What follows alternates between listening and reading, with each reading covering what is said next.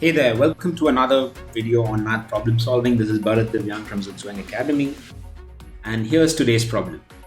If 2 is equal to p cube, then the value of 8p must be one of these four options.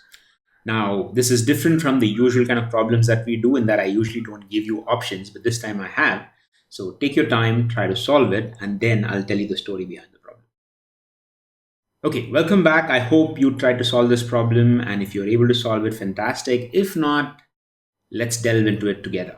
Now, here's the story behind the problem. So, off late, I've been doing some SAT coaching for a couple of kids, and I came across a lot of problems like this math problems, which are very simple to describe but can be unnecessarily complicated when you approach it the wrong way. Now, traditionally, I have seen kids try to solve this in the following fashion.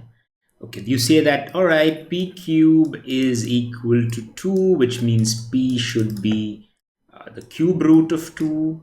And if I want to find out 8p, then all I gotta do is multiply 8 by p, which is the cube root of 2.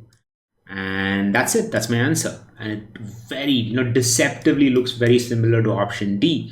The only difference is option D is not cube root of 2, it's just square root of 2. So obviously they're not the same.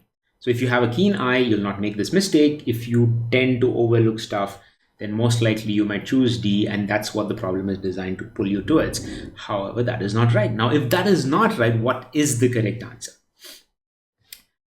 And it's deceptively simple once you see it, but the idea here is not to actually try to solve P and then substitute it back into one of this to see what this value is. In fact, the traditional way for us to think is to look at this 8p and we say, okay, I know I need to find the value of this, which means the only unknown is p here. So if I substitute the known value of p, whatever that p value might be, then I could actually get a numerical value and then I can evaluate which of this is correct. That's the traditional way of thinking, which is the unknown needs to be substituted with something known. But what if you could do it the other way around? You see, 2 is equal to p cube, which means if I raise it to the power of 3, wouldn't 2 cube be p cube whole cube? And if 2 cube is evaluated to be 8 and that's equal to p to the power 9, can't I substitute this back into the known value here? Which means 8p can also be written as p to the power 9 into p, giving us p power 10. Which is option C. That's the correct answer.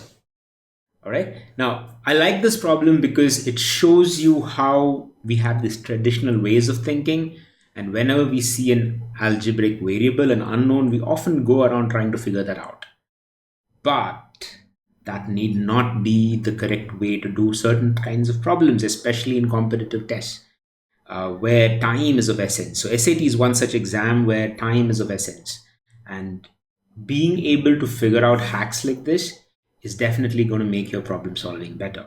So while there's also the traditional way of doing things, sometimes being able to find the quick fixes, the hacks, the shortcuts in math especially can really help. However, do not lose focus from the fact that you still need to understand the fundamentals right.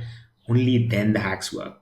But if you go about the wrong way, trying to figure out only the hacks before understanding the concepts, you would be in for a surprise.